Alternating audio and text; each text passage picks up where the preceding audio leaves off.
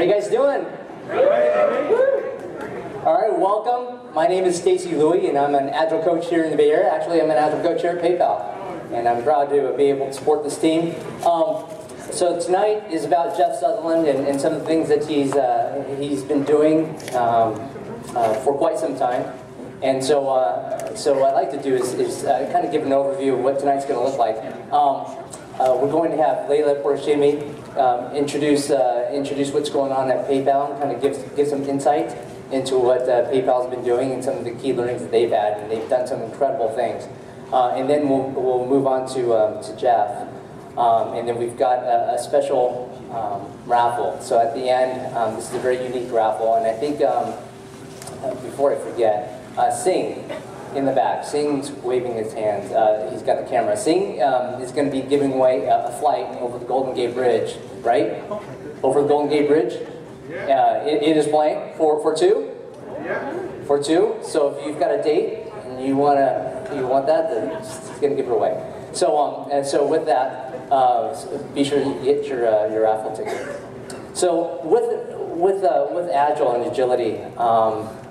There's just a lot of investment that companies and people have been making, and Jeff and I and his team with JJ Sutherland, who's a co-author of the book, JJ, and then Alex Brown, who's the chief product owner of Scrum Inc., who's made huge contributions to the industry. We've been able to have an opportunity to visit. Gosh, we're going to be visiting 12 different companies this week, and talking to them about Scrum, about how Scrum has changed their companies, and how it's in the process of changing their companies, not just from a process perspective or practices, but from a cultural perspective. And I think the things that Jeff brings, the insights, are going to be truly wonderful, and that's what's going to be in the book. So as far as introductions, I think that covers things. So if I can ask Leila to come up.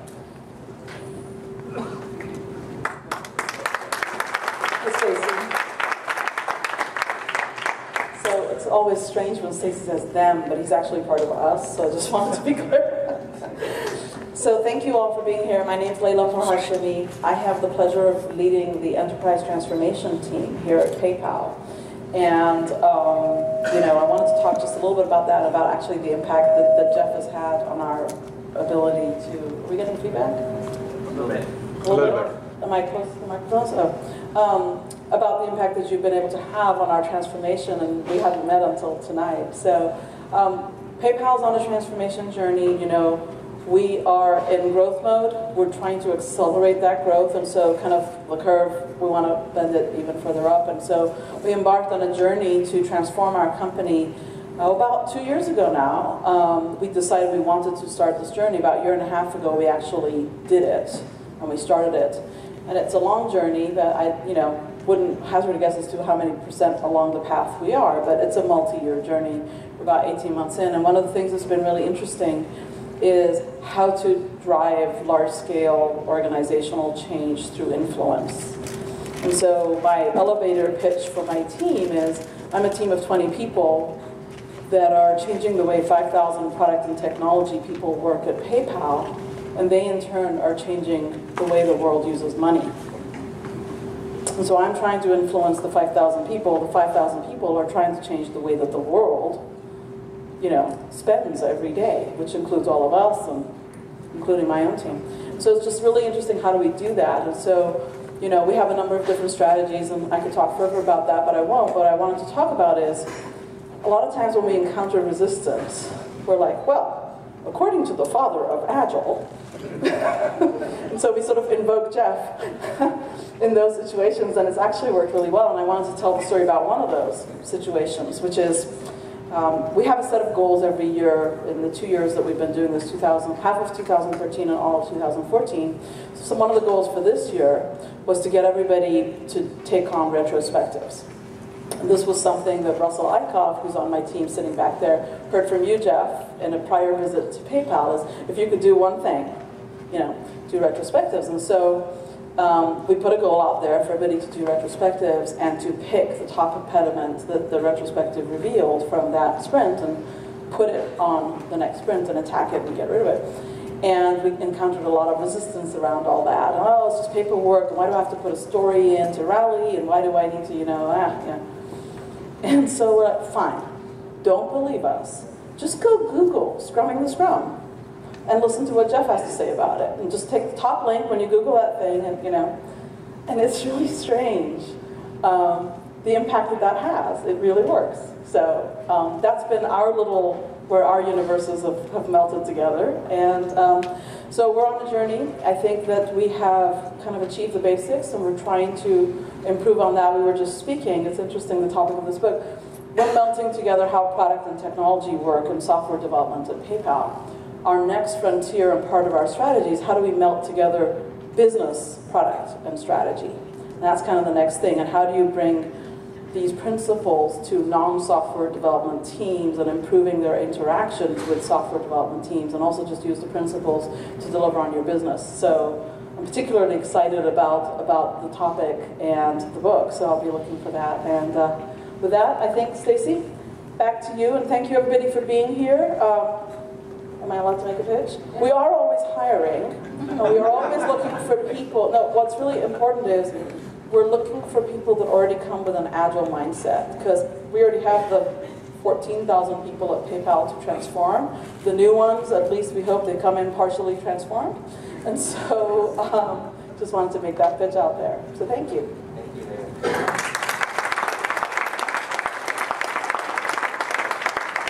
So I have to share with you, working with Leila and working for Russell has been fantastic. I've been here for a little while, and it's been truly an experience to be here. So if you're interested in doing some meaningful work, definitely try to tackle Leila or Russell before you leave. Don't tackle me. Come on, it's a Scrum. So the one thing I did forget, and I apologize, is thank yous. And I have to thank PayPal for this fantastic facility. So thank you, PayPal.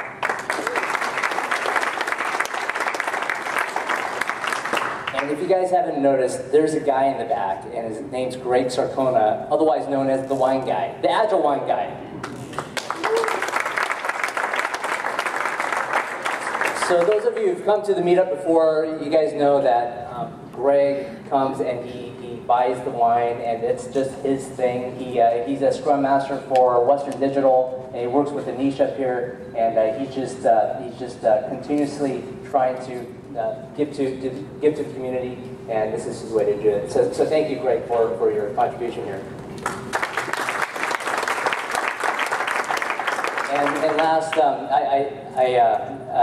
being an Agile coach, I have a firm called Bratton & Company, and we put these events together twice a month now. One here in San Jose, and in partnership with LinkedIn. We've worked with Brian Drummond. Where's Brian? So Brian's right back there. He's always supporting us. So thank you, Brian, for continuing to support us.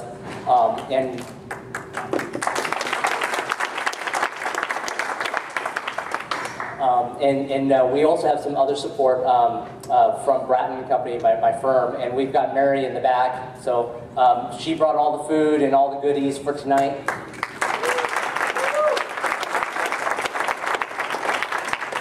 And our firm continues to help companies in the Bay Area with their Agile transformations. And so if you're interested or you've got some questions about Agile transformation, I'd be happy to help. And as Jeff continues his tour this week, we're learning lots of great things, and under a certain degree we can share some of it, and we'd be happy to share some of those thoughts going forward. So with that, Jeff Sutherland, can I introduce you like how I met you? Sure. All right. So some of you guys have seen this or heard this, so I apologize if it's a repeat. So several years ago, probably half a dozen years ago, I was a CTO of a fraud analytics firm. And so our number one thing was we had to stop bad guys from stealing money from Bank of America, Wells Fargo, those types of customers. And a lot like risk is here at PayPal, there's a lot of urgency to get big bugs resolved, especially those that lead to problems. And so the company that I worked for, we had 400 of those problems sitting in the backlog. Now, they didn't even know what a backlog was. They just knew that they had 400 problems that they had to deal with. And we had the Bank of America CISO's office calling us on a nearly daily basis.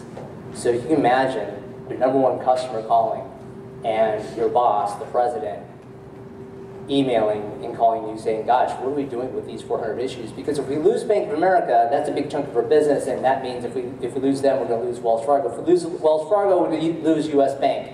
And then you can imagine what happens from there. And not a happy board of directors, right? And so as a newly minted CTO, what do we do? 35 years old, I'm trying to figure out how does this all work out.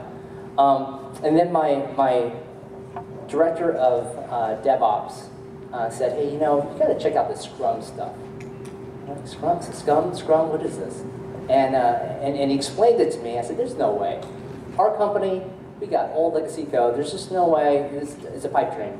And he kept after me for several weeks. And so not only was I getting rattled by my team members, but I had this other pressure coming at me. And finally I gave in and went to this class in Beverly Hills. My office was in LA at the time, and went to this class, had the whole PMO show up, and we all took Jeff's class, and I left. I'm shaking my head. There's no way. There's no way we could possibly do this. And if we did, there's no way it's going to add value. But we did it anyway, and we sucked it up, and in 4 months, we took that list of 400 critical bugs, critical security bugs, and took that down to 40. Okay? So it was big for us. It was a big change. And then we took that 40 down to 20. So the big aha moment was when we cleared all these bugs. Bank of America stopped calling me, but we were actually in a boardroom, and all my peers were sitting there, and we had the president, and the president decided, gosh, Stacey, you're saying you fix all these issues. It's impossible. Nobody's been able to fix all these issues. And so he decided to do a roll call. You guys know what a roll call is? You're kind of like, hey, it's kind of like the Caesar, effect, thumbs up, thumbs down.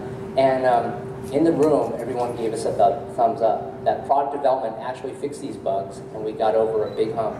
And it was the first time in that company's history where we got that kind of encouragement. And they not only did they give us a thumbs up, they said, you know what? Whatever they're doing is awesome. And they did not know that we're doing Agile. In fact, we didn't even talk about it. We just did what we did. And from that, I was bought in. We started integrating that with the rest of our product teams.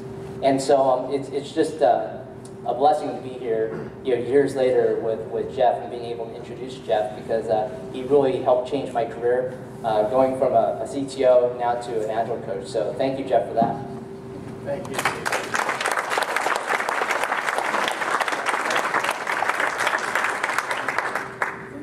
I think my mic should be working. Can you hear me okay? Earlier this year, we were preparing to introduce a new book. Last year I wrote a book called Software in 30 Days by Ken Swaber and myself. How many of you read Software in 30 Days? Some of you, yeah. It's an IT book.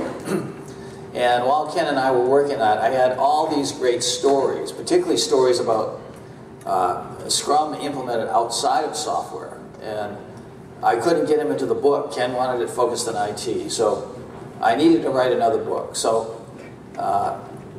fortunately, my son JJ, a National Public Radio war correspondent, after he covered the Egyptian Revolution with Scrum and was on to the Japanese earthquake and then back in Libya, NPR was sending him up into the mountains after the Libyan revolution was pretty much over, but the rebels were still shooting at one another. And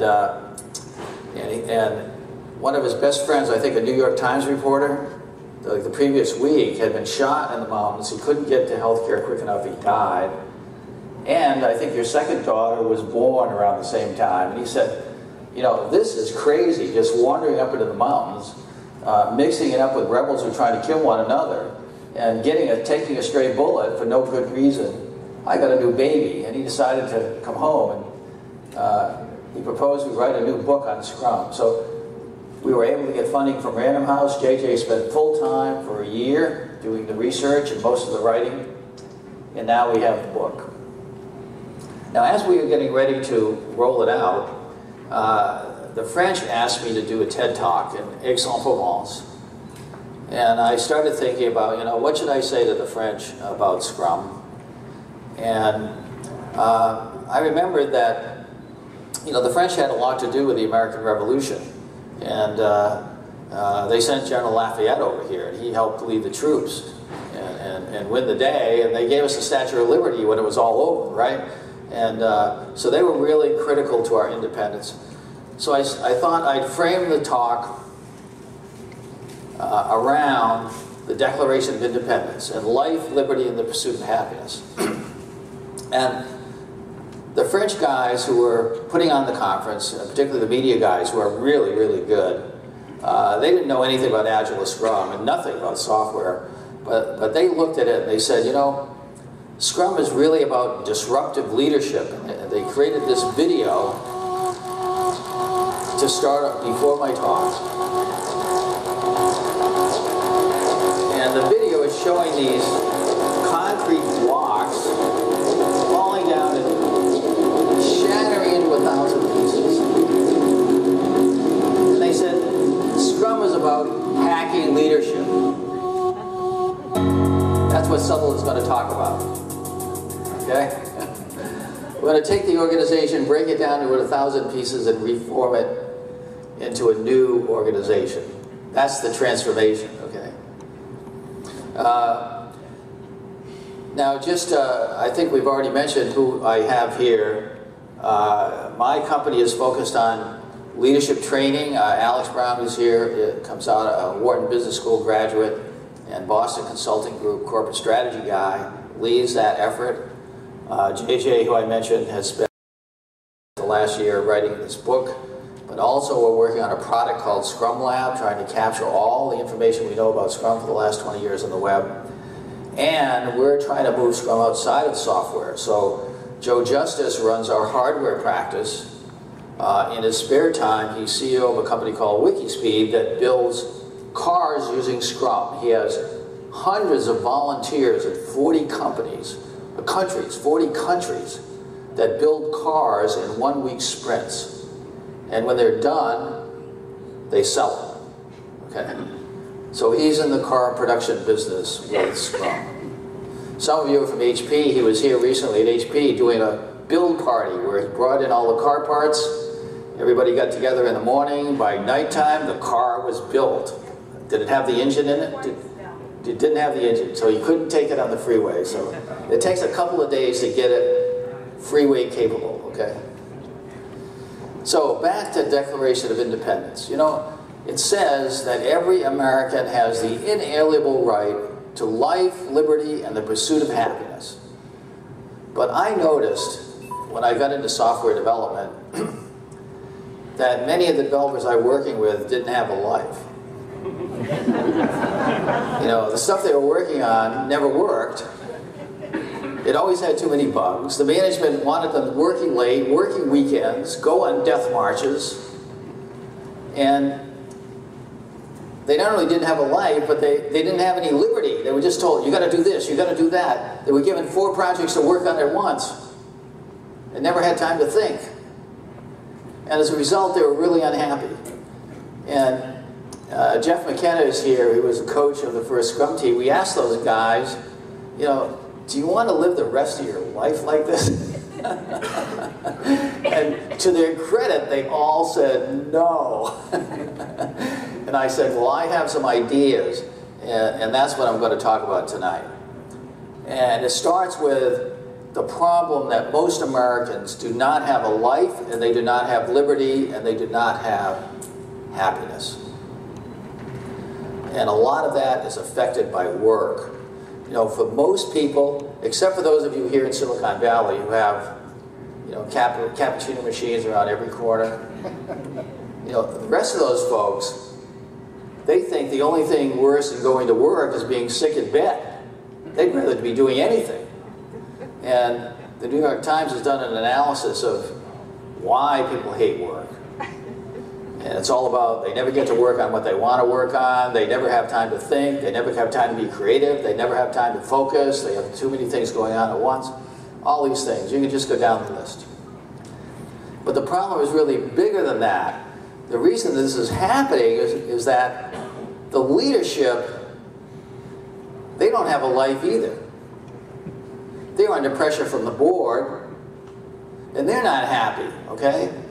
And the reason they're not happy is that their plans are running amok. It's just like the famous poem from Robert Burns.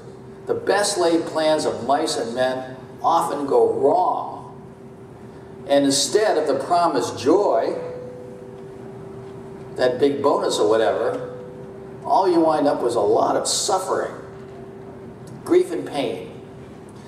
Now, I began learning about suffering and pain when I was a cadet at West Point. We have actually a former cadet and fighter pilot in the room, another one besides me who flew F-4s. And in Beast Barracks, after being run around all day and having our butts chewed, and at nighttime we finally got to relax. And the relaxation was shower formation. Before you go to bed, you had to take a shower. So at West Point, the showers were in the basement of the barracks. The Air Force was more plush. I was a professor at the Air Force Academy later, but West Point, it was in the basement. And you go down there and you have to stand at attention with your chin in. And only when you generated enough sweat to drench your bathrobe did they let you in the shower. Okay, so there's the upperclassman yelling at me. And, right next to me is General Barry McCaffrey, a 4-star general. So I began to learn about suffering. But more than that is, how do you dig yourself out of the pit? Okay? That was what's West Point. How do you dig yourself out of really, really bad situations? So turning it around was the skill I developed at West Point. The last year I was there, I became the training officer of my company, Company L2. Company L2 had the unique distinction of being nicknamed the Loose Deuce. And they were called the Loose Deuce for 100 years because of their sloppy performance on the parade field, their culture of mediocrity. And no matter how much extra training in marching they had, they were always just about dead last in the ratings of performance on the parade field. And one of the major goals of training officers, there were 24 companies, each had a training officer. Our goals was to get out there and do a perfect formal parade 3 times a week, so that the tourists and the brass were excited, were moved by the performance, and impressed by the drill. Now, we tried doing extra marching of Company L2, but it didn't work. And no matter what you did, Charlie would be out there in the parade field and he'd stick his sword in the dirt. And we'd lose points. And so I decided, talking to these people is not going to help. It's not going to do anything. What I'm going to do is start posting in color-coded notes on the company bulletin board the scores for our marching performance after every parade. We lost 3 points for Charlie's sword in the dirt. We lost 5 points because the company commander did not enunciate the command precisely at the right time. We lost 3 points because the 3rd platoon was not aligned coming onto the parade field, and on and on and on. And to everybody's surprise, within 3 months, the Loose Deuce became the #1 marching company in the Corps of Cadets. Probably for the first time in 200 years. Nobody could believe it. About the same time, one of our most famous graduates, General MacArthur, he had a very close relationship with the Corps of Cadets, spoke many times there about his passion for duty, honor, country. His last speech he gave before he died is legendary. Every cadet to this day has to memorize every word. And when he had prepared for his funeral, he was the Supreme Commander in World War I and World War II and in the Korean War. And he almost ran for president. If he hadn't got fired by Truman for causing trouble over there in China, he may have become the President of the United States. So he had prepared carefully his funeral, and after laying in state in Washington, he specified that he would be carried to his grave, his casket would be drawn by a riderless horse, and behind that casket would be a company of cadets marching to put him to rest. And because Company L2 was number 1, we were selected to bury General MacArthur, which made an indelible imprint on every person that walked behind his casket. And the impression it made on me was that making work visible will cause teams to self-organize into achieving legendary performance. And so everything I did after in the Air Force, I started to try to drive this kind of principle. How do you work this kind of thing? To get people to do things that were seemingly impossible. There was another leader that impacted me at West Point because I slept in his room, the room he had as a cadet. So every night there was a little plaque on the mantelpiece. The light would reflect off it, you know. It'd wake me up and it says, General Eisenhower slept here. And so I think, well, what was General Eisenhower thinking? Lying in bed, lying in this bed. And I thought he probably was thinking about planning, because his most famous quote was, plans are worthless, but planning is everything. And what he meant was when he planned D-Day and launched probably the largest human endeavor in battle in history, he did a lot of planning. It was really important. But he knew as soon as the first shot was fired, the plan would be shattered. And then the teams would have to figure out how to take the beach using something different than they ever planned. Now, I had my lesson when I went into battle. I decided to go into the Air Force and become a fighter pilot when I graduated. Here's a shot of one of my fellow pilots at Atterbury getting shot down over Hanoi, blown out of the sky by a SAM missile. 3 other of my fellow pilots were blown out of the sky this very same day. And Ed was captured. He was put into the Hanoi Hilton. He was a tough character. He escaped. But unfortunately, it did him in. They captured him. They brought him back. They tortured him to death.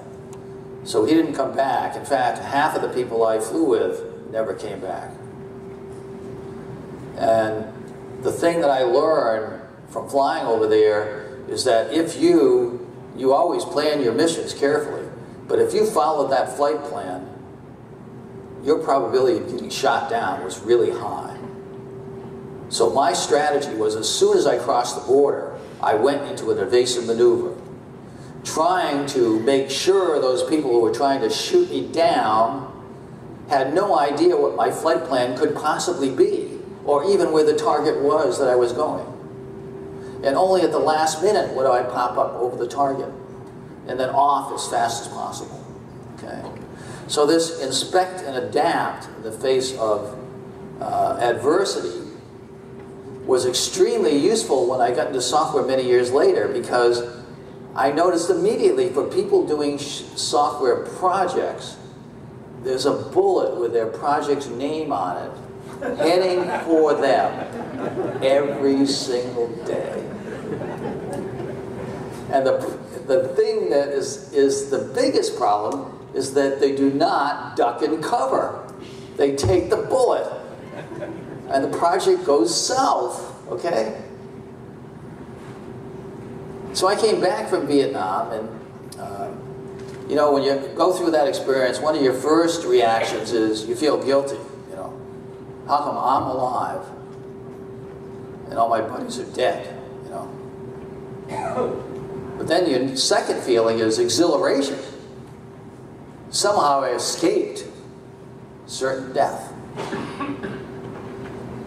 And then the third feeling I had was, my God, every day from now on is a bonus day. What am I going to do with the rest of my life? The Air Force had a program where they send academy graduates back to get an advanced degree and come teach at the academy. And so I asked them to send me to Stanford. I had the good fortune of spending a couple of years living in Los Altos and spending a lot of time at Stanford thinking about life, the universe, and everything. And my interest was in math, statistics, probability, artificial intelligence, computer science. But my favorite courses were in the medical school. For some reason I found that appealing. My father-in-law was a distinguished physician. So when I got to the Air Force Academy and started teaching math, I wanted to continue my education and get a doctoral degree. And I decided to do it at the University of Colorado Medical Center, which was not too far from the Air Force Academy. And in that experience, I wound up being on the faculty of the medical school for 11 years, about the same amount of time as I was flying fighters. And I had several interesting and important mentors in my life. I'll only talk about one of them right now. He's in the middle there, Dr. John Baylor.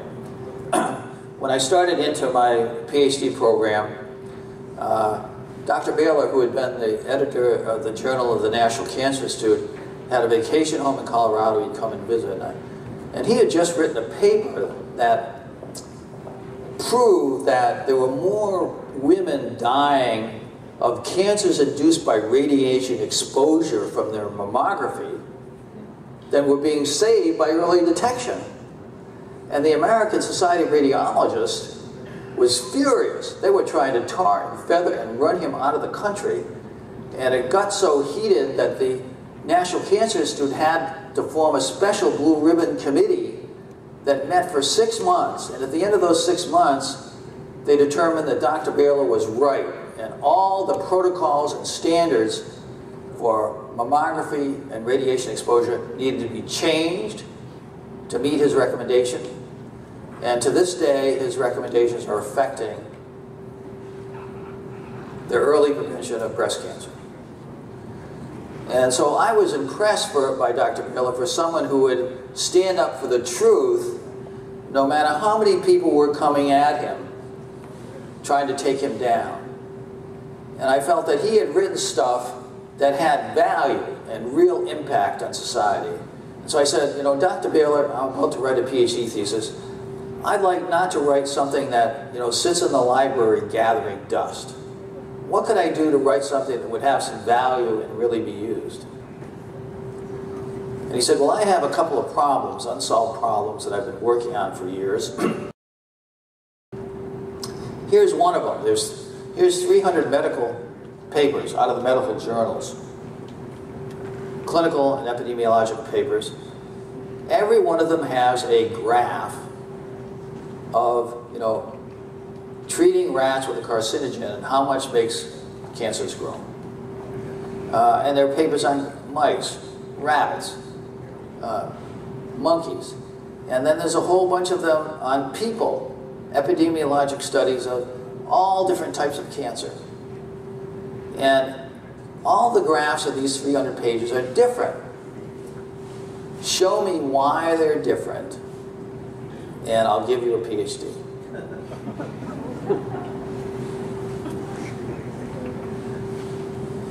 So what I had to do was mathematically simulate the formation of cancer and then fit it to all the data that the National Cancer Institute had that they had collected over the last 100 years. And then I would have my thesis. Dr. Baylor said, the problem is you have to figure out what causes cancer. Because cancer starts from a single cell and nobody knows exactly why. He said, well, I'll give you help. Everything you write, we will circulate to the leading cancer researchers on the planet, and only when they give the okay will you move forward. So you'll be guided every step of the way. So I spent a year writing a program that would mathematically model a cell and determining what would hit that cell that would cause it to mutate into a cell that proliferated uncontrollably. Now today, we actually can, we have the DNA sequencing capability, we can actually see what happens. You know, a cell starts, and then through some kind of mutation, it starts to split into different forms. This goes off into leukemia. This one grows into early tumors. Some of them die off.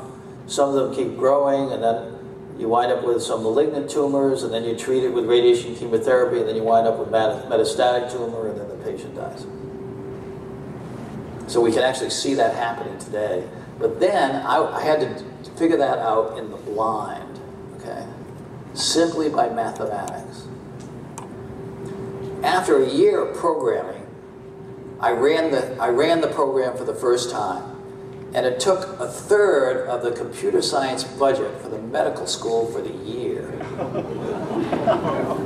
And they told me I could never run that program again. So what was I going to do? I got together with the head of the medical computing lab, and we started to put our heads together. We were doing programming. Here's a kind of similar problem that Ames Research Center did here in Palo Alto. Trying to model what would be the best antenna for a satellite.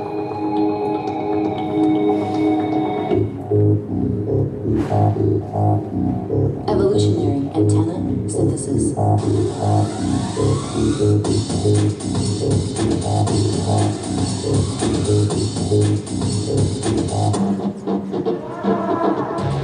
Designing and optimizing antennas by hand are time and labor intensive, are costly, complexity is limited, and requires significant expertise and experience. The Evolvable Systems Group at NASA Ames Research Center tackled a challenging antenna design problem for NASA's Space Technology 5 mission. They've come up with a computer program that searches for superior designs by repeatedly taking the best antenna designs and using them as parents to breed new ones.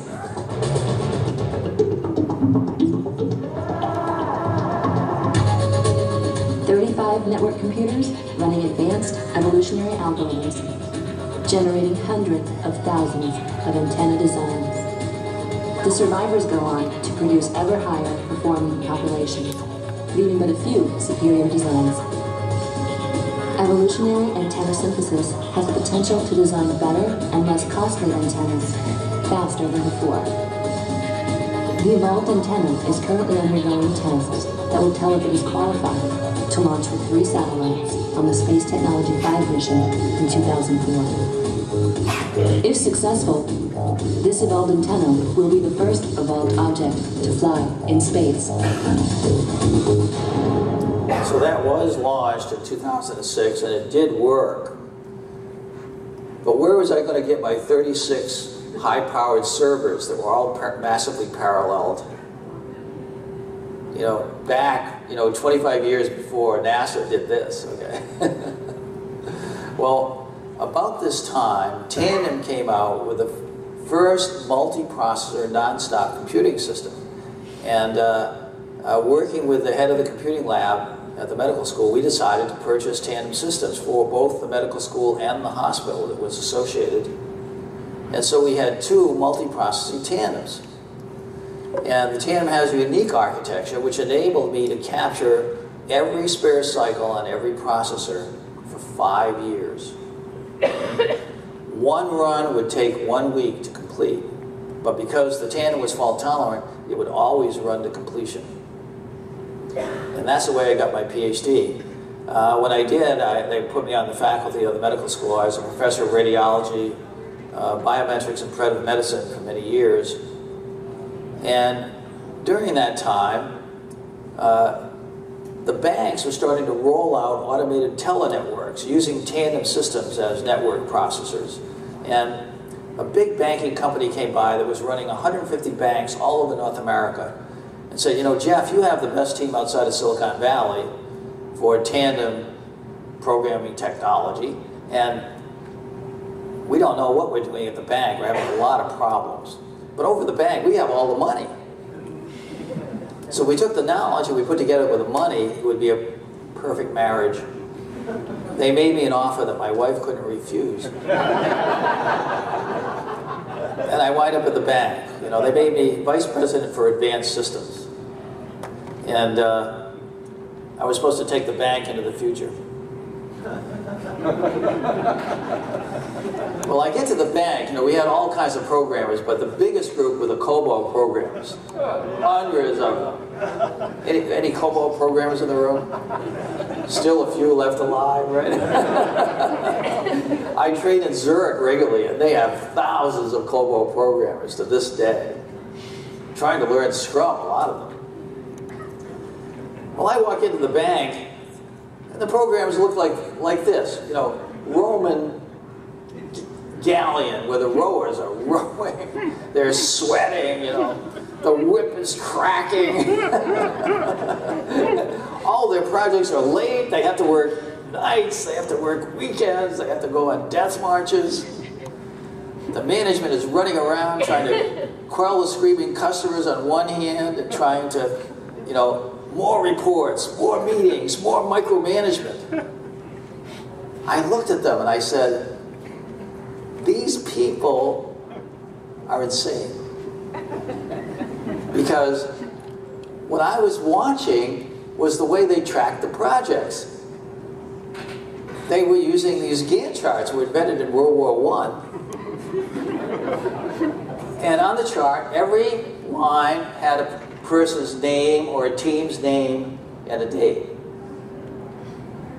And if anyone in this chain missed their date, everyone after them would slide to the right.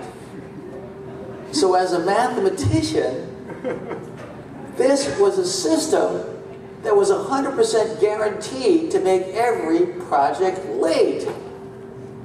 So I knew it didn't matter what the managers were doing, the projects were still going to be late.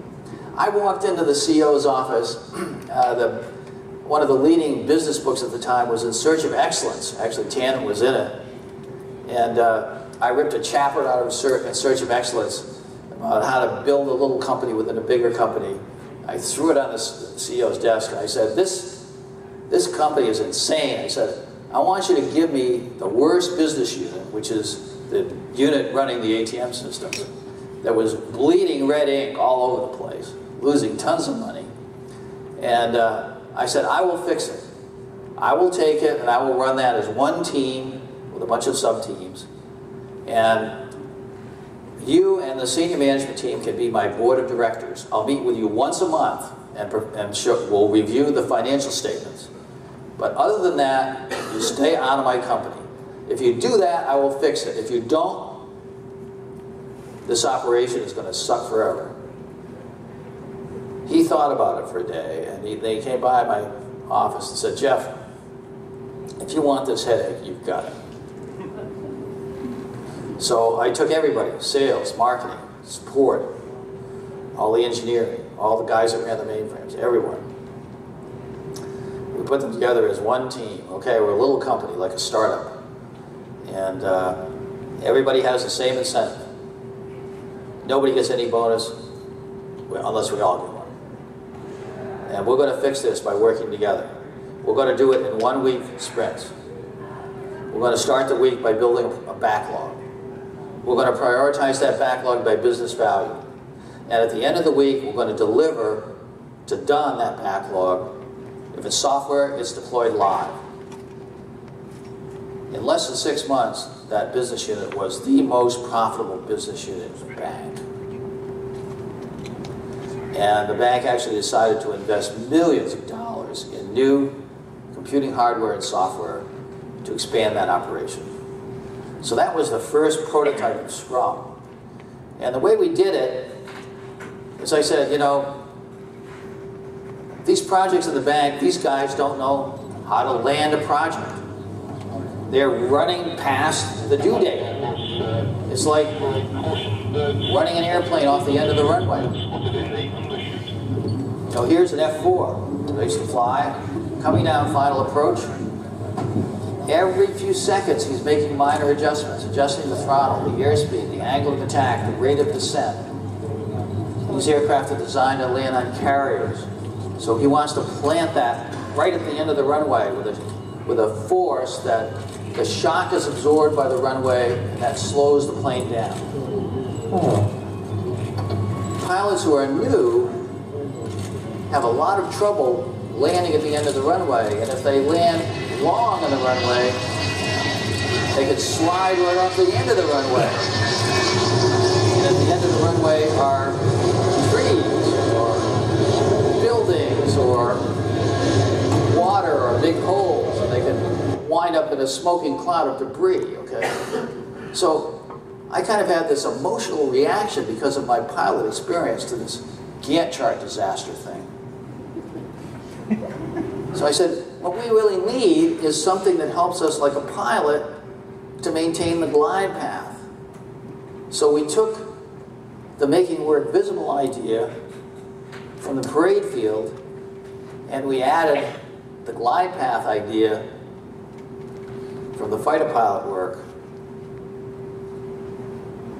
And in less than 6 months, turned the business unit from losing millions of dollars a year to making millions of dollars a year in profit. So this was the first prototype of Scrum. Our company acquired a new technology banking company in Cambridge, Massachusetts, in the MIT area.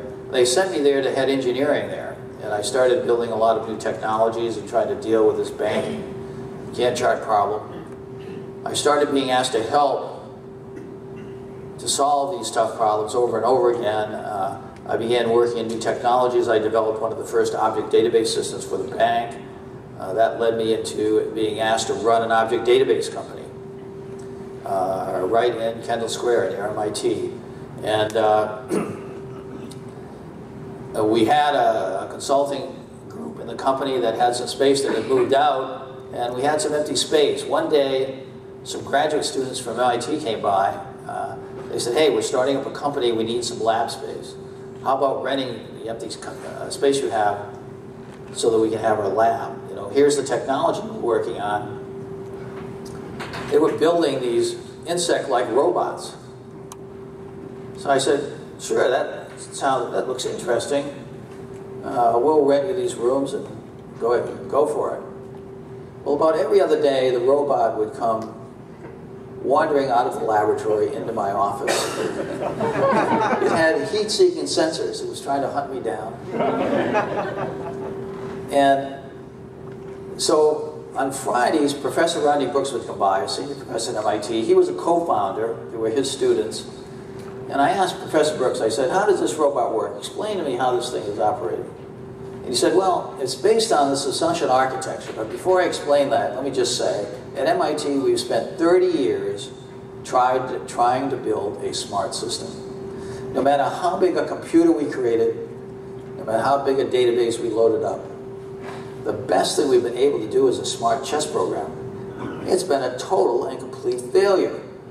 So I'm taking a radically different approach, okay? This system has no database. The world is its database. It has only sensors. It has no central processor. It has a chip in the leg that can move legs. It has a chip in the spine that can coordinate legs. And he says it has a neural network chip in the head that figures out what to do. He says, let me show you. Here's the neural network chip. He says it's blank. You plug it into the head of the robot, you flip a switch, all of a sudden the robot's legs are flapping like spaghetti. And it wobbles to its feet, and then it starts walking around banging into things. It looks like a baby learning how to walk. But within 3 minutes, it's running around the room. It walks up to the stairs, it stops. It doesn't even go over the edge. How does it figure that out, I said. Well, it's all based on complex subsumption architecture, which is all based on complex adaptive systems, which is a lot of stuff that I had studied in medical school, okay? So this all kind of resonated. And I said, wow, I said, you know, I had these really slow COBOL programmers back at the bank. You know? Maybe if we gave them some simple rules like the robot, and they could get together every day and synchronize their neural networks. Maybe they could bootstrap up into a super intelligent, super fast team. Average people could be great. Do you think that would work, Professor Brooks? He said, I don't know. He said, why don't you try it? So I did. It's called Scrum. It's designed to make the average team great. But you have to follow the rules. There's only a few. They're very simple.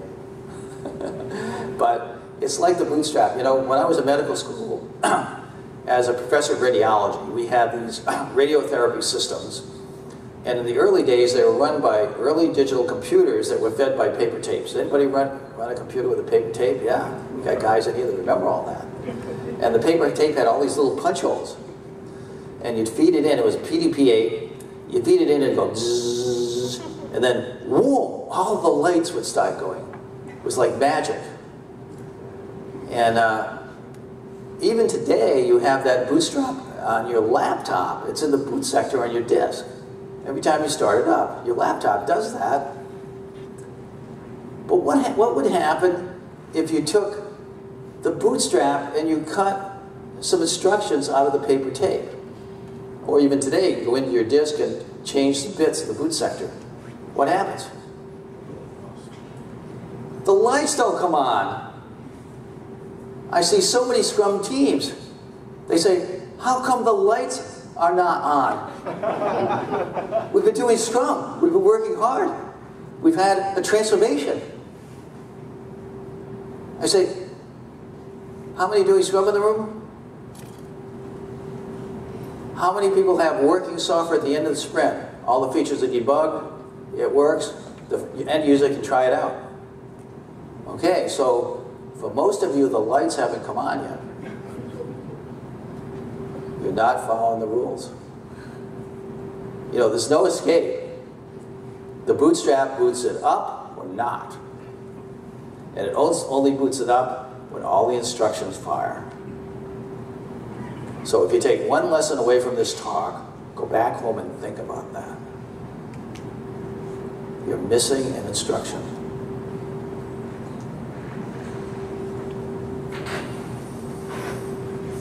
Well, I was hired away from the object database company by a CEO who had a very successful startup. Stark went from 3 to 50, and it was the first 4GL language company. But it got up to 50 when IBM was selling its product all over the world. Then all of a sudden they had a huge amount of competition. And they were getting beat up by a company called PowerSoft. Anybody remember them? So they said, hey, we need to make a leap in technology. So they bought a compiler company that had an object-oriented compiler. It was Smalltalk. You know, I had worked at the AI lab at Stanford, and Danny Kaye had invented Smalltalk, so I knew all about that. I was always interested in compilers and stuff like that. And the CEO said, you know, Jeff, you run a lot of engineering teams, but I've got a bigger problem. I've got to innovate and build a new product. Less than 6 months, the stock is tanking. And get it to market, and we don't even know what the product is yet, but it has to replace all our old products. How about if you come in, you could be like a chief engineer at Toyota. We'll give you our best people, and in 6 months you ship a product that saves the company. Well, this actually sounded like fun to me. You know, I'd been managing all these engineers and had a lot of headaches, but if I just had a small team of the best people, we could get fired up and have fun. Jeff McKenna's here. He was a consultant and the first Scrum coach. And it was really, we would go out to dinner at night and we would have these conversations about, you know, we've been doing this 20 years, you know, how do we keep our spirits up, you know, and all these projects are late, all these bugs. We kept on asking this question to ourselves. And one day we went in, as I mentioned before, and we said, you know, we've got some ideas, guys, that could change our lives, you know, and instead of always being late, always having too many bugs, and always being beaten up by management, we could actually do something different. Would you like to try it? To their credit, the team said yes to a person all at once. Well, I was watching what they were doing, and Smalltalk is a great environment because the system is always working. So we make a change, it's always working. And these guys would struggle, they'd make a change, they'd be trying to build a new feature, they'd work for days, it wouldn't work, they'd work more days, maybe they worked 2 or 3 weeks even, and all of a sudden, the feature would appear to work. It was always surprising. You know, it just popped out there all of a sudden after a long period of pain. And being a student of evolution, I knew that Professor Jay Gould at Harvard was writing papers on an evolutionary theory called punctuated equilibrium. And what punctuated equilibrium says is that systems don't evolve like this. They actually go like a squirrel can be running around in the woods for millions of years, and then all of a sudden, boom, a flying squirrel flies out of the tree. So these systems are stable for such a long period, and then all of a sudden, boom, something happens. What happened during that period of stability? Well, one of the first supercomputer companies, Thinking Machines, led by Danny Hillis, was simulating Professor Gould's theories on the massively parallel machine. What happens to the organization or the organism and the components and subsystems of the organism during the million years of evolution where you can't see any new functionality?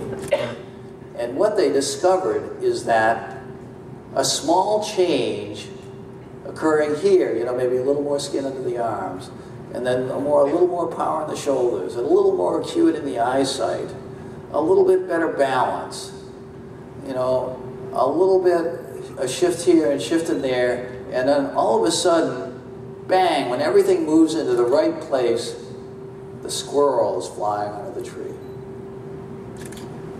So I said, this is exactly what's happening in that Smalltalk environment.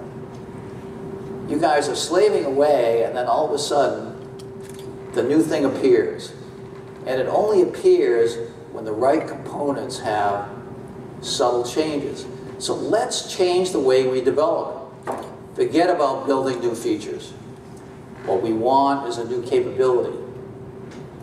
If we want a new capability, what is the simplest thing we can do?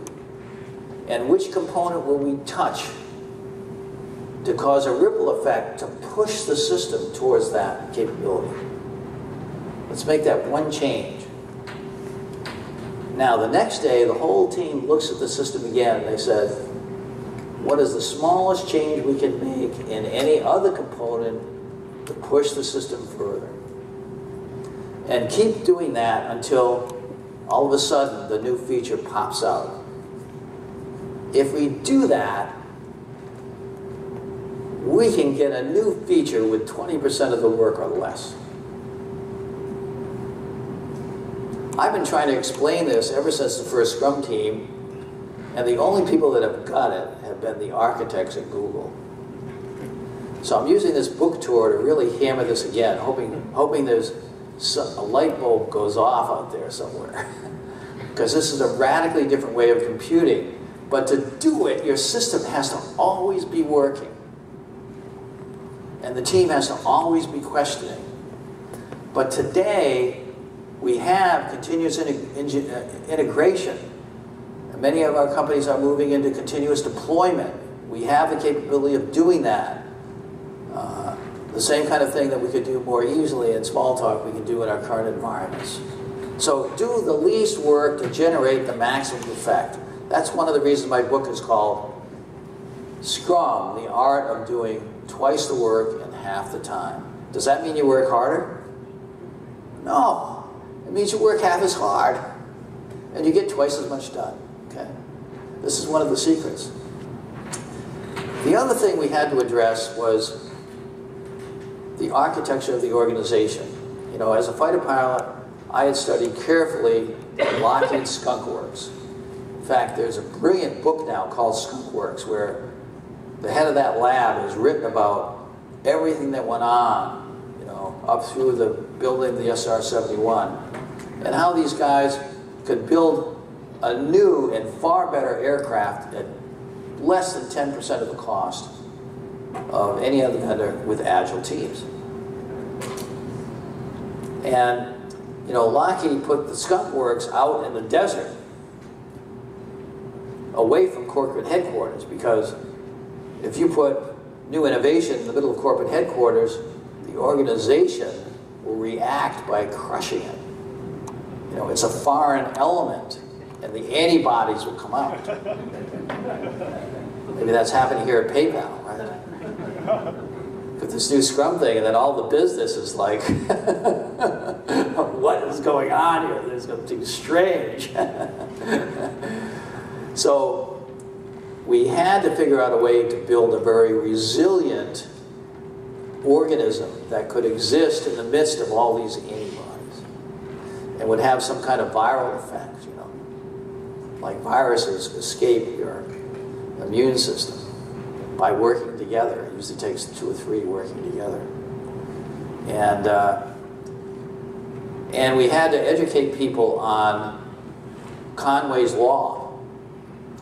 Because Conway's Law says that the structure of your organization will be reflected in the code. So if you have a hierarchical organization, you will never get good object design in the code. And if you don't have good object design in the code, you'll have central points of control that cause performance problems. You'll have brittle code that's hard to change. You can't refactor the code.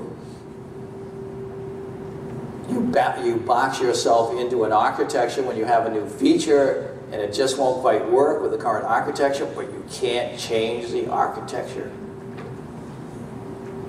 Okay? All of these things. So, one of our biggest customers was Ford Motor Company, and it had 1,000 IT workers using our old 4GL language to build their internal apps. And we wanted to give them this new product. So how would we train them to avoid Conway's Law? Well, we needed a scaling strategy that was object-oriented, fractal in nature. So small teams, because there's another law called Brooks' Law that says, you know, if you add people to a project that's late, it gets later. That's because as you add more people, the communication channels proliferate, and the overhead communication just sinks your project. So they need to be really small teams. The optimal team size, Harvard has discovered, is 4.6 people. Most people have 2 big teams. You know, we say 3 to 9 in the Scrum Guide. If you have a team of 9, you're already slowed down significantly. Even at 8, you're slowing down significantly. So 5 is a nice number.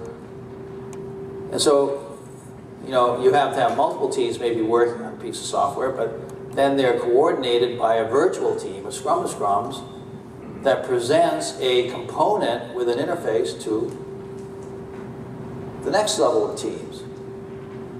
So, like, maybe this is Google Maps, and this is Zillow putting real estate pricing on Google Maps, and maybe this is somebody else using Zillow for something else.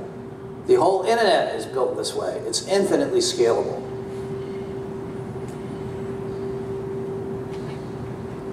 So we had a funny experience today. One of the management teams we met with said, you know, well, we can't implement this because our organization is organized functionally. So I said, well, isn't the management supposed to optimize the production and delivery of value to the customer and figure out how to change the organization to do that? And what you're saying is your organization is structured so that you have a waterfall architecture that's backed into a corner, and then you are totally incapable of doing the right thing. Is that what you're saying? Well, no, I'm not really saying that. Well, I said, you guys are the management team of this company. It's your job to self-organize, to figure out how to get out of the box that you've architected yourself into. Some of you are technical enough to understand that. Okay? So this organizational architecture is extremely important.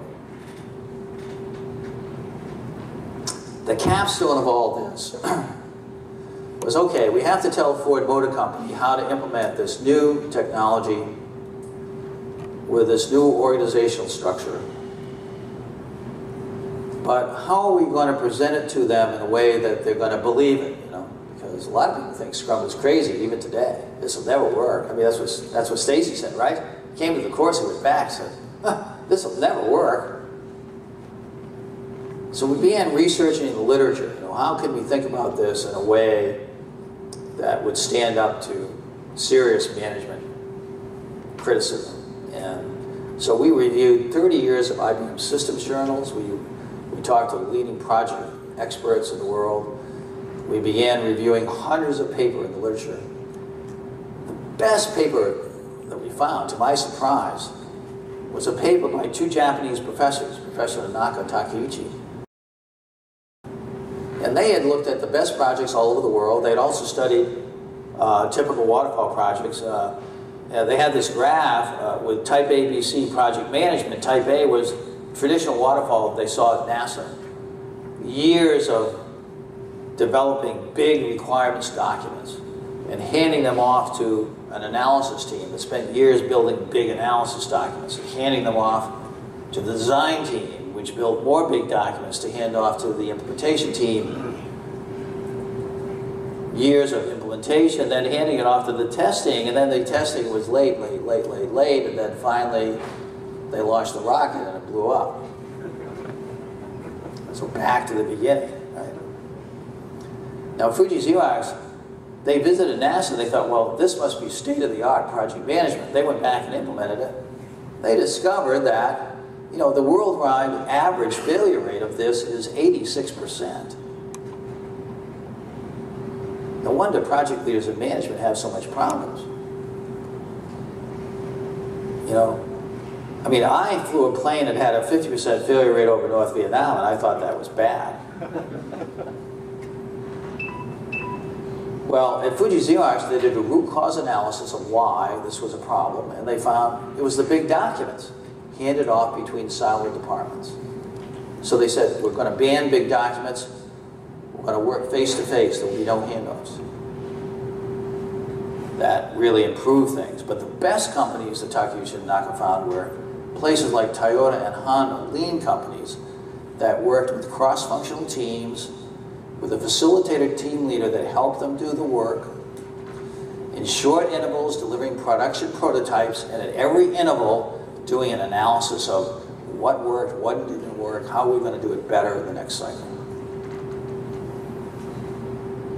So we read that, the whole team read that paper, and we agreed, this is really the way to describe this, what we're doing. I mean, we brought in a lot of knowledge and understanding of software to add to the lean hardware build process. But basically what we're doing is lean product development, like at Toyota. And if we tell Ford Motor Company that, they're a car company, they'll believe us, okay? Now, also in the paper, they said every great team has these three characteristics. Number one, transcendent goals. They have to believe that what they're doing is going to make a better life to people. Giving other people a better life is going to give them back their life, their enthusiasm for living. Second, the teams are given autonomy, challenging goals, and then the team figure out what to do. They figure out how to do it without people telling them what to do. And third, they're cross-functional, and through cross-fertilization, they develop knowledge in community, and that learning that creates this new great thing is what inspires them and makes them happy. So this life, liberty, and happiness thing that we started with is like embedded in core Scrum. Okay. Now, Nanaka and Takeuchi have become our mentors, and we meet with them, particularly Takeuchi, who's back at the Harvard Business School. He only lives about a mile from my house. And we meet regularly. A couple of weeks ago, he said, hey, Jeff, this year's Harvard Strategy, Executive Strategy Workshop, the leading workshop of the year at Harvard Business School, the technology session, I want to be Scrum. And I want you and I to lead it. Okay? So that's where business is going to go. Okay? Your management may have not figured that out yet, but you know, Harvard Business School, that's where they're going to take you. You know, when you down the road, that's where it's headed. So where did Agile come from? You know, I haven't mentioned the word Agile. Well, in 1995, I got together with Ken Schwaber. I said, Ken, you know, you're running you're CEO of a project management software company. You're selling this stuff to IBM and Anderson Consulting and all these big 8 consulting firms. And these Gantt charts you're selling them, they don't work. But I have this new thing, Scrum, that really works. You should come take a look. And so he came in, he spent 2 weeks with the team. He came back and said, you're right, Jeff. You know, we ought to roll this out to the industry. And within 3 months, he had sold off all his traditional project management business. And we agreed that we'd roll out, it would be open source, free to everybody.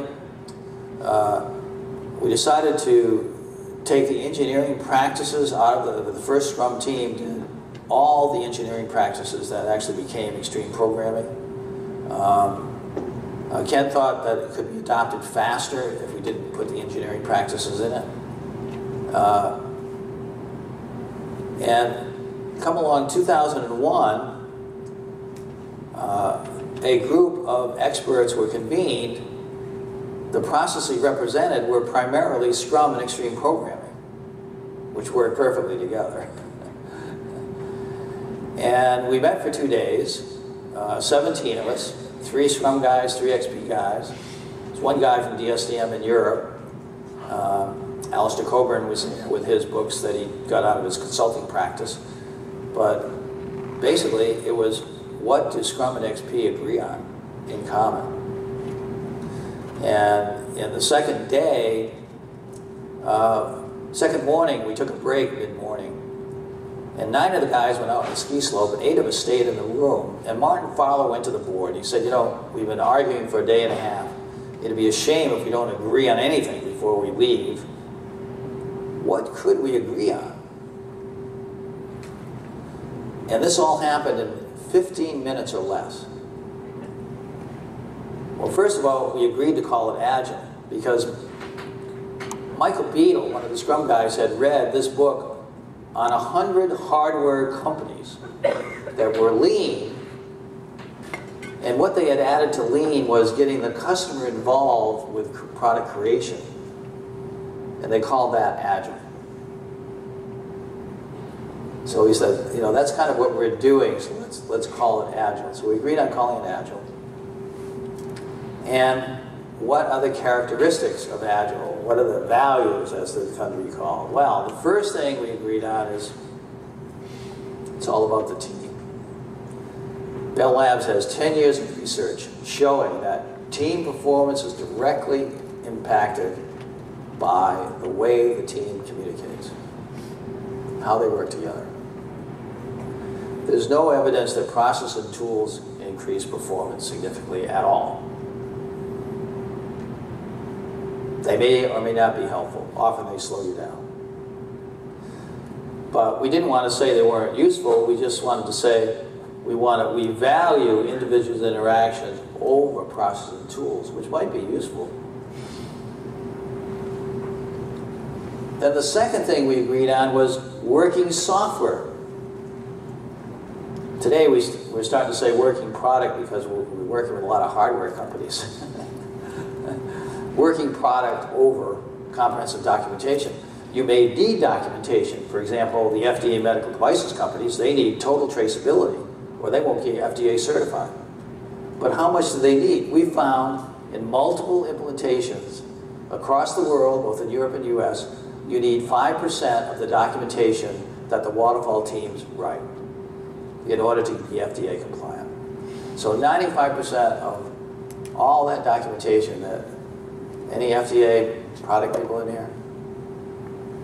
No, maybe a couple. 95% of that stuff you write is totally useless. You need to throw it away and start writing it. But you need that 5%. The FDA won't approve it without it. But it has to be the right documentation. Third, we agreed that involving the customer in the product creation was critical. That's Agile, right? That's the core of agility, at least in the hardware book. And for Scrum, the first team was a product company, so we had thousands of customers, so we couldn't get them all on the team. So we needed someone representing the voice of the customer on the team, the product owner. And finally, responding to change or following a plan, because we knew on the average 65% of requirements change during development. So if you don't respond to that, you wind up giving the customer what they don't want. So that's Agile. The problem with that is that it's not an operational implementation. It's a set of values, which are really important. You need to have this headset. But the Agile implementation is like a martial art. So I was trained for many years in Aikido. So a good Scrum team will approach things as you do in Aikido. In Aikido, you're always being attacked. You're never attacking. And when someone's attacked, you always welcome with an open hand. Oh, we have an impediment here. You're trying to take down my project. Welcome into my office. Then when they come at you, it's like a dance. You just move aside. Welcome, come on into my office. Oh, whoa, you just did a flip and landed on the floor and I have you in a hammerlock. I'm not letting you out unless you okay? So that's the way a good Scrum Master works. A lot of them, they just whine about impediments, but hey, an impediment. Embrace change means welcoming whatever is coming at you. But to be a good Scrum Master, it helps to be a corporate jujitsu master. Right? So the leading implementation of Agile is Scrum. You know, the surveys show over 75% of what people are doing, they say is Scrum. Of course, half of them don't have working software. So they're doing Scrum, but there's no working software. So this is what we call bad Agile.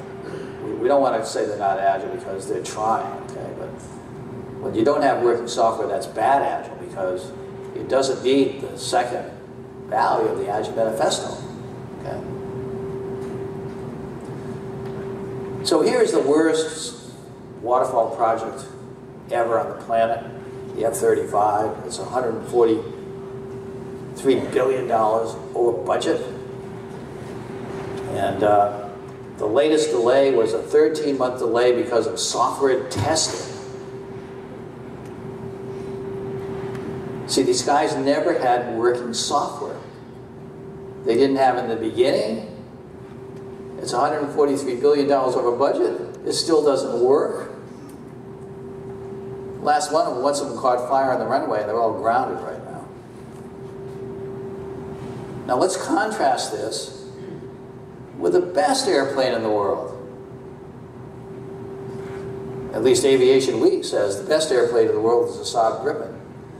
Well, Scrum Inc. happens to be a consultant to Saab Defense. And the Saab Gripen is built by Scrum. And they can't release a new airplane version every sprint, but every 6 months they release a completely new release of the aircraft. It has an operating system upgrade.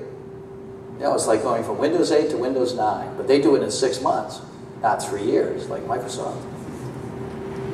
And along with the operating system upgrade, new engines that are more powerful. new materials that make the plane lighter. As a result, the thing is faster. And the cost of the airplane goes down. You know, it's like your computer costs half as much and is twice as powerful every year, right? That's what Scrum should do. This airplane is at least 2 generations ahead of Lockheed right now with the F-35, probably 3 generations ahead. Every release, the technology is upgrade for the electronics, targeting systems, and so forth. And the really interesting thing was the cost. Jane's Aviation Weekly has done a cost study of all the aircraft on the planet. And this is the lowest cost life cycle, both purchase and life cycle, of any aircraft on the planet. It's about less than 20% or less of the cost of other aircraft. We're actually seeing that also like in SpaceX. SpaceX is suing the government right now because they can deliver a military satellite into space at 20% of the cost of the current vendor, and the government will not let them bid on the launch. They're suing them for malfeasance. You know, it's kind of like the states preventing Tesla from selling cars, you know, or the city writing laws so Uber taxis can't pick you up. Okay, that's what's going on. But the bottom line is, the cost is 20%. It's built by Scrum. That's better than twice the work in half the time. That's 5x instead of 4x.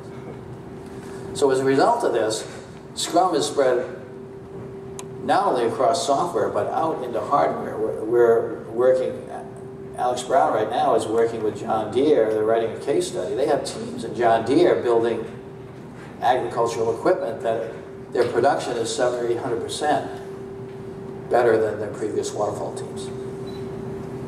The fascinating thing to me, though, is that it's moving out of technology space. I mean, there's a lot of weddings that are run by Scrum today. Has anybody done their wedding by Scrum in here? Probably have a few, yeah. A couple in here. Good, if you need a consultant. You know, the wife is almost always the product owner, right? And the guy is the Scrum Master.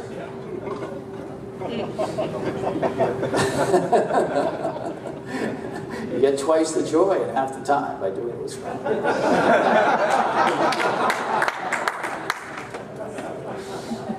The implementation, I think, though, is the leading edge of Scrum today. Is application. It's happening both in the US and Europe.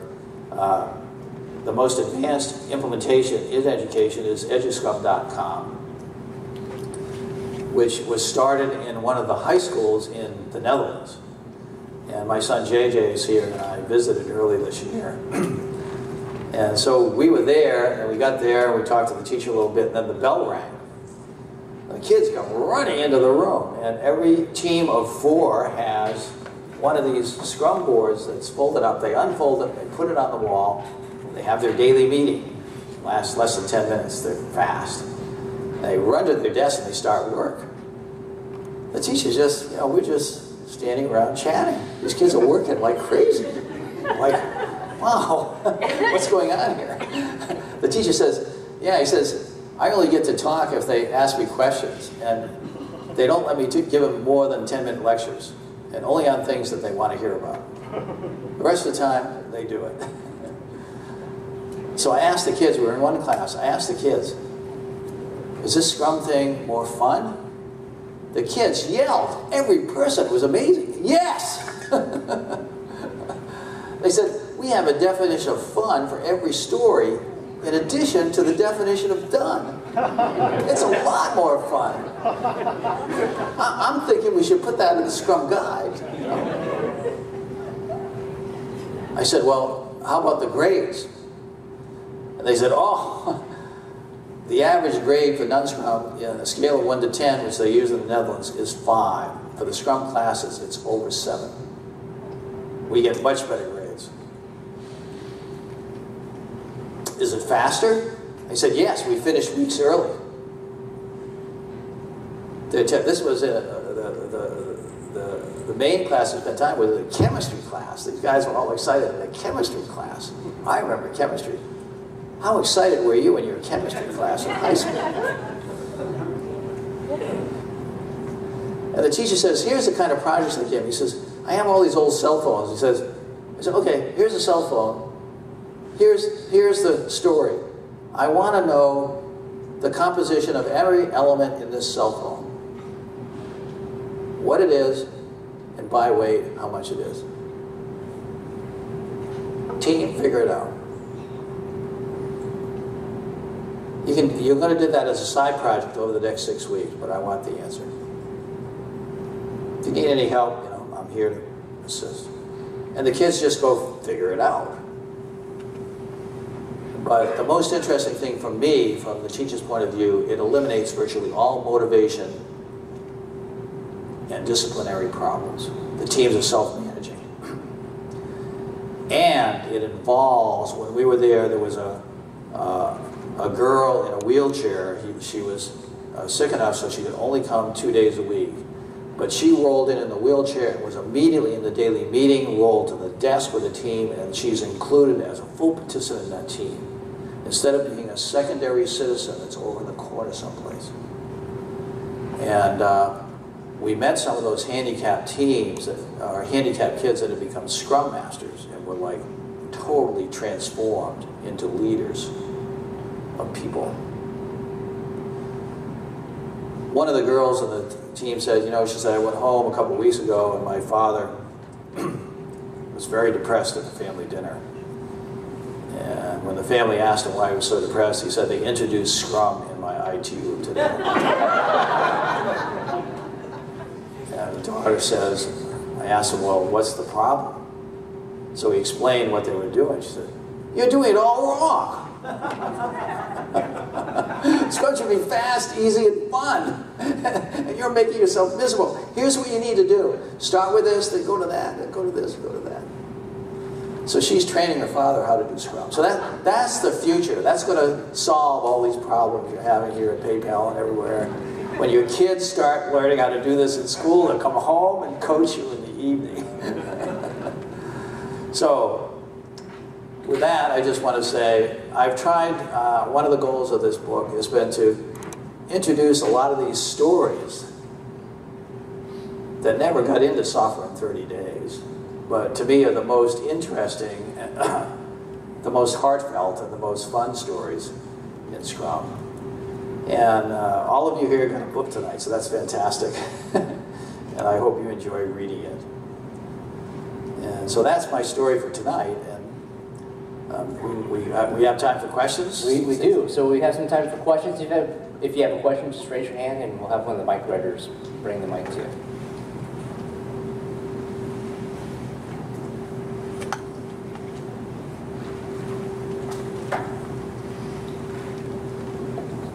Hi, I work at HP and my director doesn't believe in Agile.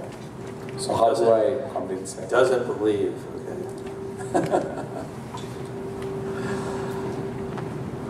Maybe you should put a poster on the wall saying the truth is out there. The only way, I mean, I've been on 11 senior management teams, and the only thing I find convinces management teams is real data. So the first question is do you have working software at the end of the sprint, and do you have a velocity? Let's start there. Do you have working software at the end of the sprint on your such Scrum team? No, he's not even allowing us to start it up. So he won't even let you begin. So I'm not certified in Agile. So okay, so the real question is how can you convince them to try and experiment? Well, I get a lot of this, and I usually ask the managers, particularly the CEOs who have lots of responsibility. I say, you know, Miss CIO, how do you feel about your project? You know, are they coming in on time, got happy developers, customers are pleased? They always say no, they're not happy. I've never found a CIO happy. Is there anyone in here that has found a CIO that's happy? They're always miserable. And then I say, well, I bet it's because your projects are always late. And particularly if they do third-party development, I say. You know, you hire those consultants to come in and do something, and they say it's going to be $10 million. But then you always have changes, right? At NPR, I said, I bet you a $10 million project, by the time it's done, it costs $15 million. The CIO had his staff there. They all started laughing.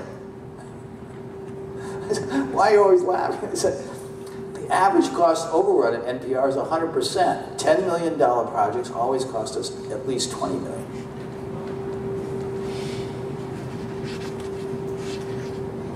So I said, well, the reason that you have this cost overrun is because there are changes.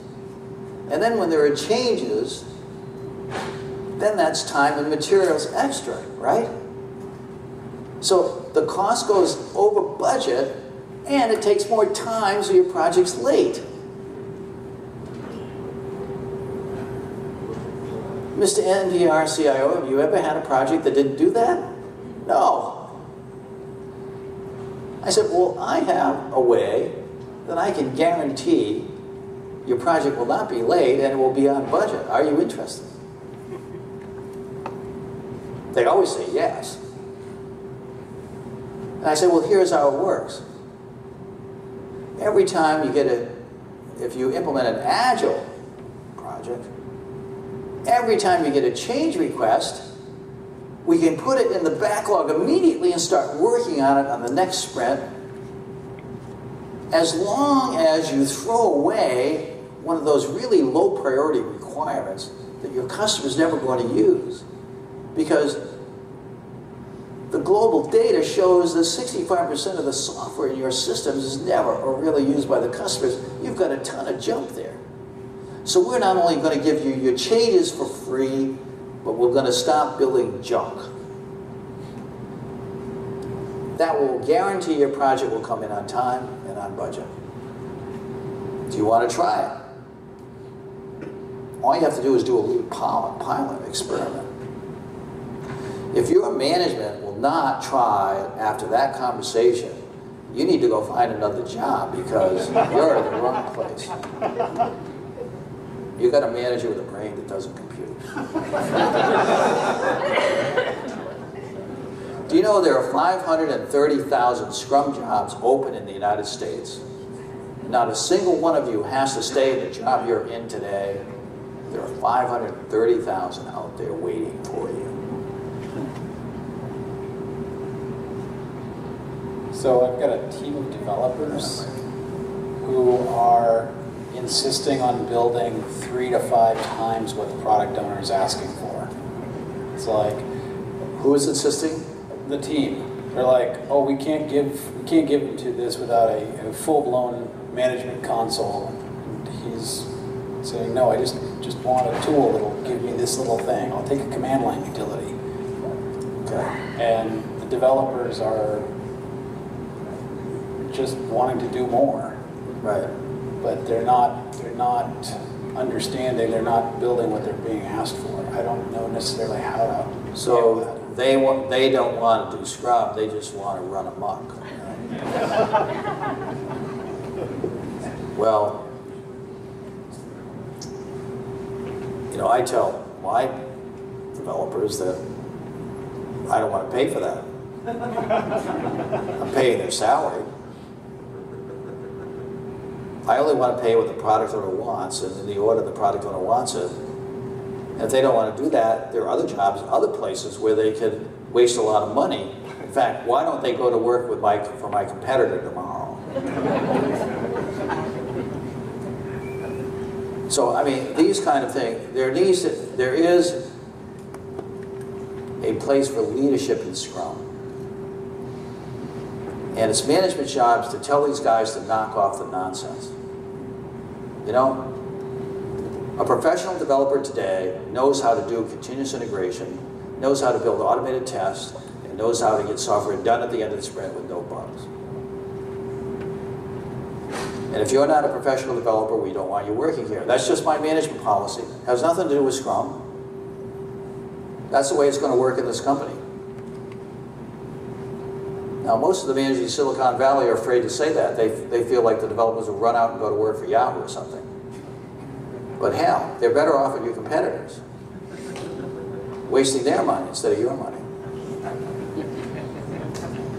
So let me just be frank to you, Scrum Masters out there. I say, you know, Scrum Master's job is to improve performance of the team, right? If as a manager your team's not improving in performance, then why are you paying the Scrum Master a salary?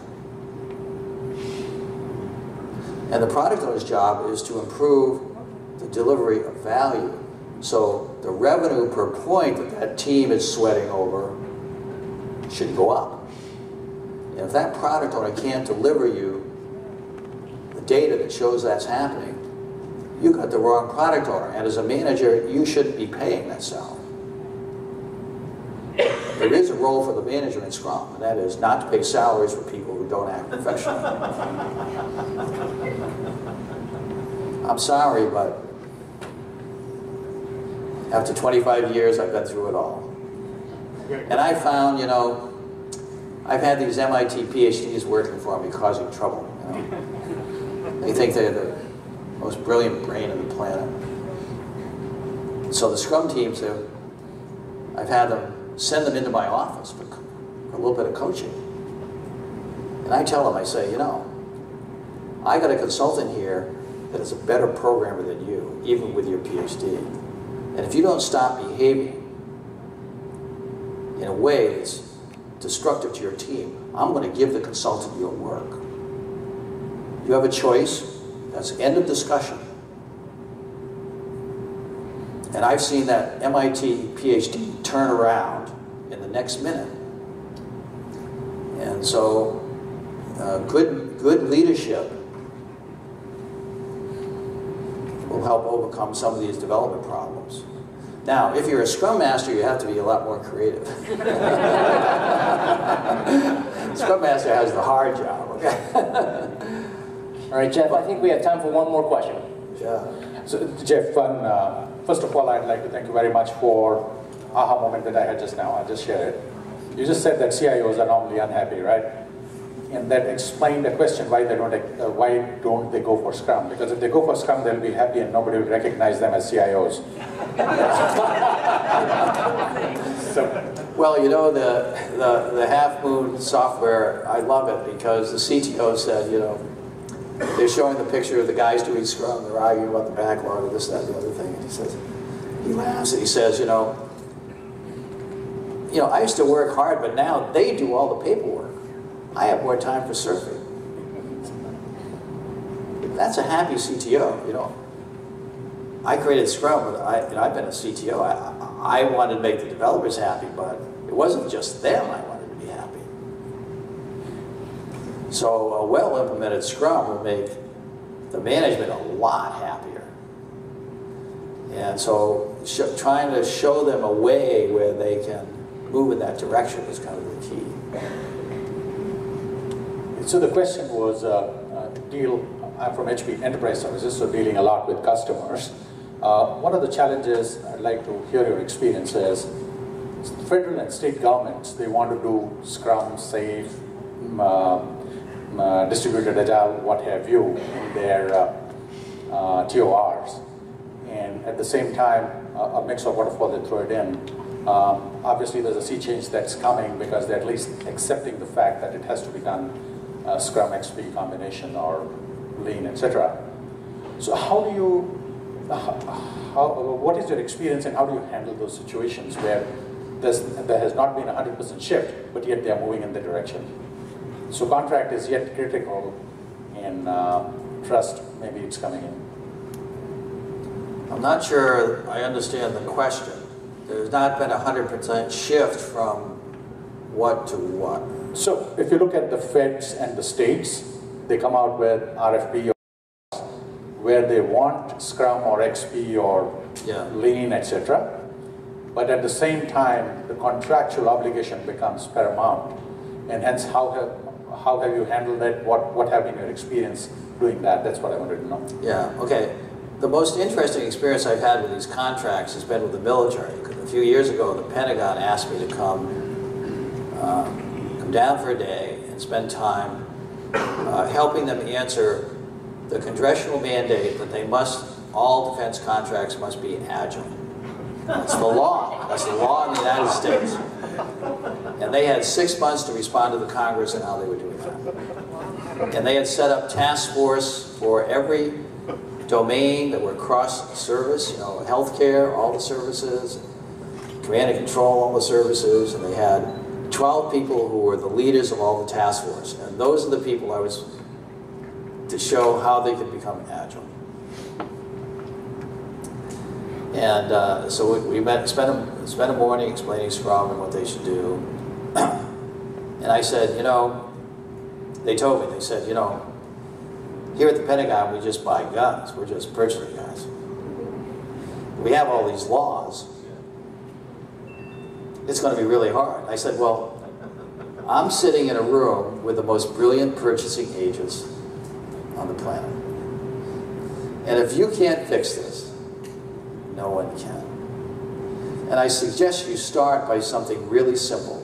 Just put a paragraph in every contract. All changes will be for free. I said, because right now the Beltway bandits are coming in lowballing the cost, time and materials for changes, and they want as many time and materials for changes as possible, and that's going to delay the contract. They are going to try to bleed you dry. And every head in the room said, yes.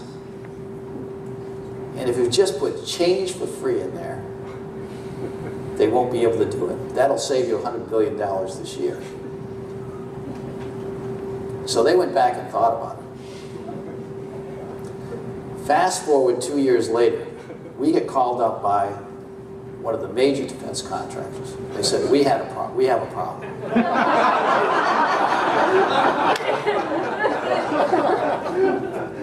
We just lost a $500 million contract to our competitor who was doing Scrum. And the government told us if our bids were at half price from what they bid in the future, we will never get a contract again. We have to do Scrum. Now this is perfect, okay? Because these guys not only have to do Scrum, they have to deliver at half price. The noose is around their neck.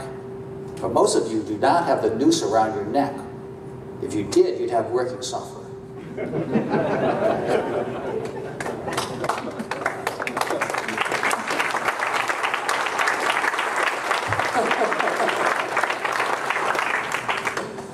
Maybe Alex could comment. What are we doing with those defense guys, Alex, to get them through the night and get them? Well, I think they're having a fair number of sleepless nights at the moment. But,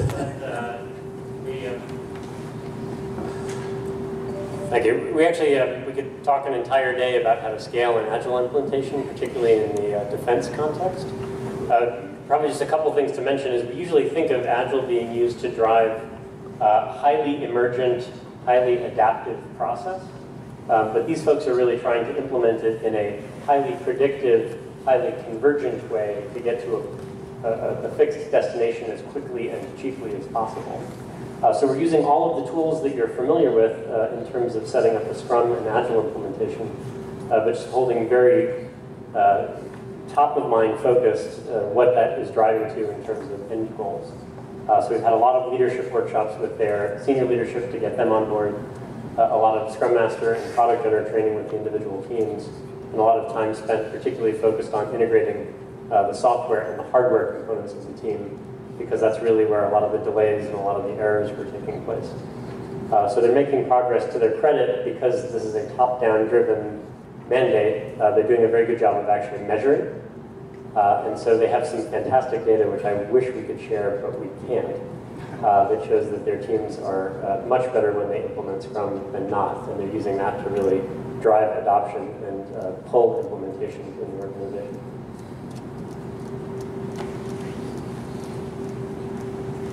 So, are we out of time, Stacey? You're out. Yeah? Well, thank you very much. I really enjoyed it.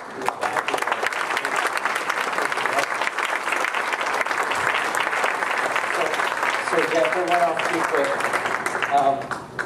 Come on back up. Okay. For a couple of things. First, thanks for coming out here. We appreciate your time. We know flying in from Boston is quite a trek. So we do appreciate you coming out here. And with that, we have a bit of a gift for you. Every year we have Agile Camp. And so we thought we'd give this to you. This is kind of a community event, but it's a little backpack token of our appreciation for coming out. So thank you for making the venture. That's great. Thank you very much.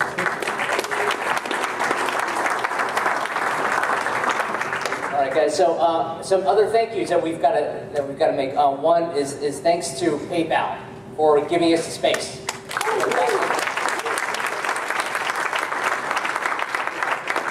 So who was the guy who had the director that wasn't so nice? Who was that person? Raise your hand. All right, so Layla and Russell are right back there. From PayPal. I'm sure they'd be interested in talking to you. No, I love it. Oh, there you go. So with that, thanks PayPal.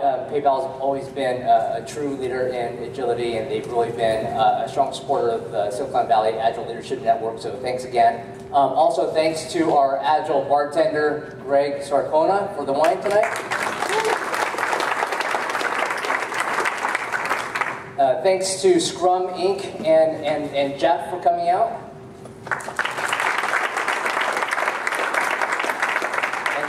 And then Bratton, we appreciate you guys coming out to this event. We're glad to be able to host this for you and to help with the community. So if you've got any questions, feel free to ask us. We're floating around. And you guys are more than welcome to stick around for a few minutes. I think we have until about 9 o'clock until we have to move out. And we've got that. But before we leave, so Sing's been taking some photographs. He's a coach over at HP, and he asked a final question. Would you mind picking the winner of the flight? Now, this is a flight over the Golden Gate Bridge. Where are you going to take everybody? So we'll be flying from Retail View, San Jose, over Golden Gate and back. And this time we made it 2 because last time the lady who won it did not come and collect it. Maybe she had doubts on my flying skills, but I've been flying for 10 years. So this is a trip for 2. So you guys can have a little romantic, not with Sing, obviously. But unless well, I shouldn't speak for you. But yeah, it's a trip for 2. So you're more than welcome to enjoy that, and go ahead and pick the number. See if the person's here. So one of the numbers is 5891779. So raise your hand, please. That again. 5891779.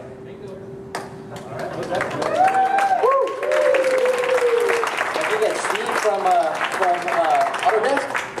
All right. Congratulations, Steve from Autodesk. So if you guys can sync up and get each other's emails, and he'll fly you back to Autodesk. Thanks for making the trek down here. That's quite a trip. So guys, hey, thank you for coming, and Jeff's going to stick around, so you're more than welcome to ask some questions and to keep mingling. Thanks a lot, guys. Good night.